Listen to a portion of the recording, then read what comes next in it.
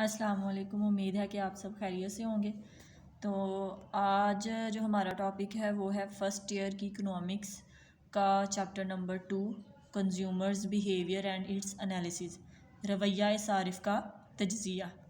सबसे पहले हम इसका पस मंज़र पढ़ते हैं। पस मंज़र में क्या है कि ख्वाहिशात की कसरत और ज़राए की किल्लत एक ऐसी आलमगीर हकीकत है जिसकी वजह से हर इंसान मुसलसल जद्दोजहद करने पर मजबूर है ताकि वो महदूद ज़राए से ज़्यादा ख्वाहिशात या मकासद की तस्कीन कर सके। अब इसमें क्या है कि ख्वाहिशात की कसरत, ख्वाहिशात क्या है जो हम चाहते हैं, हमारी जो हम कहते हैं कि हमें ये भी चीज़ मिल जाए, ये भी मिल जाए, वो तो हमारी अनलिमिटेड है, बहुत ज़्यादा है। लेकिन जिन ज़राए से हम उनको पूरा कर सकते हैं उनकी क्या है, उनकी किल्लत है, वो कम है। तो ये तो सारी दुनिया का मसला है।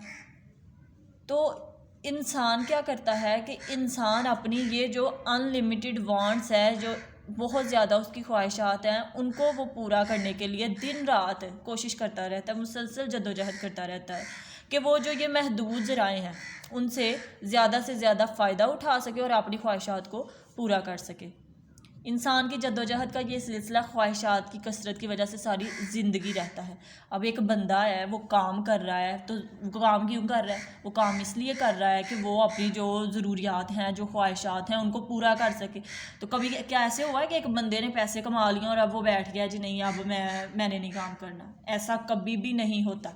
क्यों? क्योंकि जितना इंसान काम करता जाता है उतनी ही ज़्यादा उसकी ख्वाहिशात जो हैं वो बढ़ती चली जाती हैं। तो वो बंदा क्या करता है कि सारी ज़िंदगी, जब तक वो मरता नहीं ना, वो कोशिश करता रहता है। उसकी एक ख्वाहिश पूरी होती है, उसकी दूसरी ख्वाहिश जन्म ले लेती है, दूसरी होती है, तीसरी, हत्ता कि यहाँ तक कि वो दुनिया की हर चीज़ ले लेता है, लेकिन उसकी फिर भी जो ख्वाहिशात हैं वो पूरी नहीं होती। लेकिन तस्कीन की इंतहाई सतह हासिल करने के लिए इंसान अपनी अकल और जहानत के बलबूते पर कोशिश करता है कि कौन सी ख्वाहिशात को पहले पूरा किया जाए और कौन सी ख्वाहिशात को छोड़ दिया जाए। सारफ इसी इंतखाब या चुनाव की बिना पर अपनी तवाज़नी हालत पर पहुंचता है। सारफ के तवाज़न हासिल करने की इस जद्दोजहद को क्या कहते हैं? Consumers behaviour. के बाद है कदर, वैल्यू किसे कहते हैं? कदर से मुराद शय की वो कुव्वत या ताकत है जिसके बदले वो दूसरी शय की एक ख़ास मिकदार हासिल करने की सलाहियत रखती है।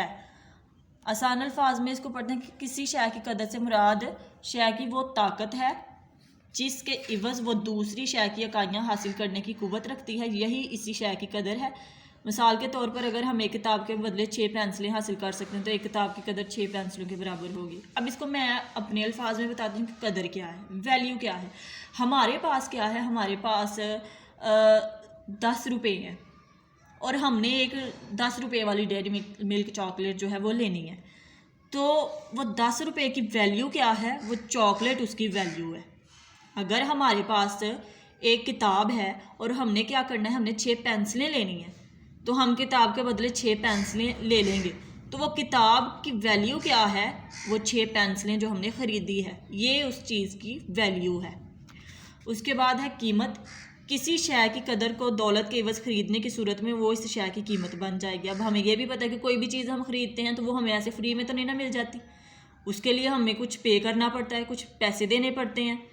तो जो हम पैसे देते हैं उस चीज़ को ख़रीदने के लिए, वो पैसे हमारी दौलत ही होती है ना। तो जो हम वो देते हैं अपनी दौलत, वो क्या है? वो उस चीज़ की कीमत बन जाती है।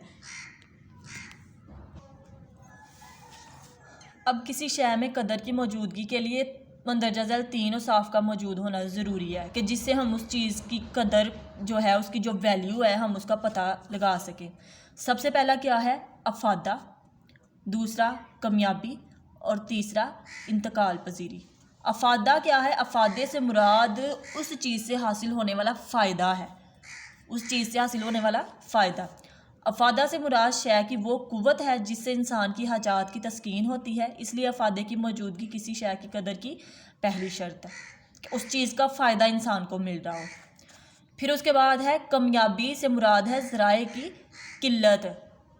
अब वो क्या है कि जो चीज़ों को, जिन चीज़ों को हम छू सकते हैं, हाथ लगा सकते हैं, वो चीज़ें मादी चीज़ें कहलाती हैं। तो मादी ज़राए गंदम, आटा, घी, फर्नीचर, चावल, हमारी जो हम डिमांड कर रहे होते हैं उसके मुकाबले में ये सारी चीज़ें कम हमें मिलती हैं, जबकि हवा, पानी, रोशनी कामयाब नहीं। हवा भी हमें अनलिमिटेड मिलती है, पानी भी हमें मिलता है, रोशनी, सूरज की रोशनी भी इतनी ज़्यादा हमें मिल रही होती है। तो ये जो है ये कम नहीं है, तो कमियाब एशिया की कीमत अदा करना पड़ती है। अब कमियाब एशिया जिनकी किल्लत है तो हमें आटे की, गंदम की, घी, इन चीज़ों की हमें कीमत अदा करना पड़ती है। लेकिन हवा कोई अगर कोई आपको कह सकता है जी हवा बाहर चल रही है तो ये इस पर आपका हक नहीं है, नहीं, उस पर हर बंदे का हक है, हर बंदे को वो फ्री मिल रही होती है, पानी मिल रहा होता है, रोशनी। तो ये जो चीज़ें हैं ये कमियाब नहीं है। तो लिहाजा किसी शय की कदर के लिए इसकी कमियाबी यानी कि उसकी कमियाबी उसको का भी होना बहुत ज़रूरी है। उसके बाद थर्ड था इंतकाल पजीरी, वो शय जो एक शख्स से दूसरे शख्स को मुंतकिल हो सके, माशी नुक्ता नज़र से कदर रखती है, इसलिए कदर के लिए इंतकाल पजीरी भी लाजमी शर्त है। तो ये जो थे ये उसके पॉइंट्स थे। कदर की मौजूदगी का होना जो है वो हम किन ज़राए से पता लगा सकते हैं। फिर उसके बाद है दौलत। दौलत क्या है? दौलत के वेल्थ, दौलत से मुराद हर किस्म की करेंसी, सोना, चांदी, प्रॉपर्टी वगैरह लिया जाता है। जबकि इल्म मुआशियात में दौलत से मुराद वो अशिया है जो इंसान की हाजात को पूरा करें, तलब के मुकाबले में कमियाब हो, यानी कि जितनी डिमांड की है उसके मुकाबले में कम हो, और कदर की बुनियादी शराइत मसलन अफादा, कमियाबी और इंतकाल पजीरी को पूरा करें, दौलत कहलाती है। इंतकाल पजीरी जो एक बंदे से दूसरे बंदे को दी जा सके, शिफ्ट की जा सके एक इंसान से दूसरे इंसान के पास। तो दौलत हमारी प्रॉपर्टी है, कुछ भी है तो वो हम शिफ्ट कर सकते हैं किसी के नाम पे, किसी को पैसे दे सकते हैं, सब कुछ। उसके बाद है सरफ यानी कंजम्पशन।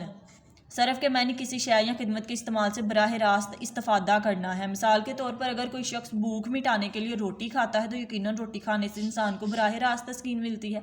इसी तरह हुकूमत आवाम की फलाह व बहबूद पर जो अखराजात उठाती है वो भी इसी में शुमार होता है, कंजम्पशन में। तो सरफ क्या है कि जो हमारे पास दौलत है या जो भी चीज़ है उसको जो हम खर्च कर रहे हैं अपनी ज़रूरियात पूरी करने के लिए, वो क्या हो जाता है, वो हमारी कंजम्पशन हो जाती है। फिर उसके बाद सारिफ यानी कंज्यूमर। तो सारिफ कौन है? वो शख्स है जो अपना पैसा चीज़ों पे लगा रहा है उनसे फ़ायदा हासिल करने के लिए, वो कंज्यूमर बन जाता है सारिफ। उसके बाद है अफादा यूटिलिटी, यानी कि उस चीज़ से जो हमने कंज्यूम की है, जो हमने ख़रीदी है, एक कंज्यूमर ने कंज्यूम की है और उससे उसको जो फ़ायदा मिला है वो उसका अफादा कहलाता है। तो ये हमारा आज का छोटा सा टॉपिक था, उम्मीद है कि आपको समझ आई होगी। तो मेरे चैनल को प्लीज़ लाइक करें ताकि मैं आपको इकोनॉमिक्स की हर किस्म की छोटी से छोटी जो वीडियो है ना वो आप तक पहुंचा सकूं और अच्छे से जो उनके कॉन्सेप्ट है ना समझा सकूं।